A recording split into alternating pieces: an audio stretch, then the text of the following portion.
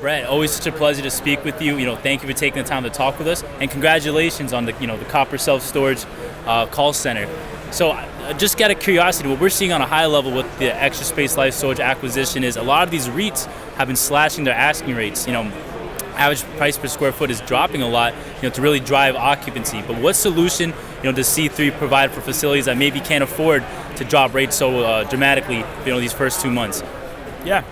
It's a great question. So we designed the C3 solution, which is just all call center only stores, exactly for those smaller stores that either can't afford management or maybe they're in a place where they used to be able to afford it. Rates have gotten so low, they need an interim solution to get them there. And so we created a platform where they can still rent units, have that extremely strong sales force, be able to make sure every single call gets answered. That way they're not missing out on rentals. It's very competitive.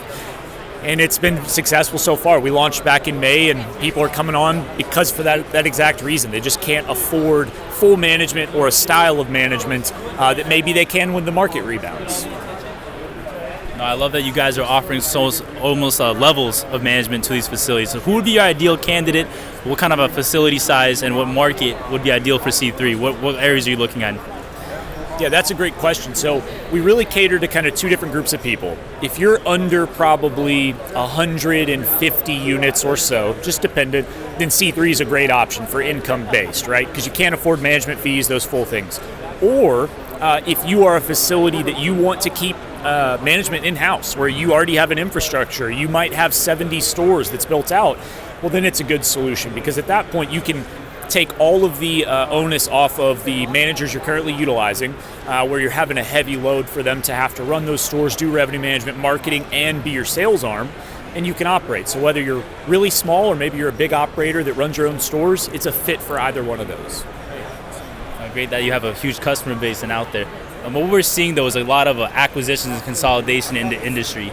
What are you seeing from your end, these small mom and pop stores being able to stay competitive with bigger REITs, even in tertiary markets? What are you noticing from your side? Yeah, well, first and foremost, the heavy markets, the really competitive markets, when rates are slashed where they are, if you've bought a big site, it's very difficult to make the numbers work right now, especially where rates are. So we're actually seeing that tertiary, smaller sites are performing much better because they can afford to lose 20, 30, 40% in pricing because you're not carrying a heavier note. You're not carrying those big burdens and liabilities. And so we're seeing that those stores, people aren't having to retrade currently. Some are, right? If you got a variable interest rate loan, if that's coming back up. But overall, they're able to survive it because they can keep costs low. They're not carrying a heavy note. The big stores are really hurting right now. It's very difficult to, base your numbers on COVID numbers, and then now you're here and your store's bleeding, and it's hard to make it survive. That's a great perspective about how the tertiary markets are able to drop it like less of a hurt. That makes a lot of sense to me. So Brett, thank you so much for your time today, and congratulations on launching C3. Thanks. Look forward to speaking with you again.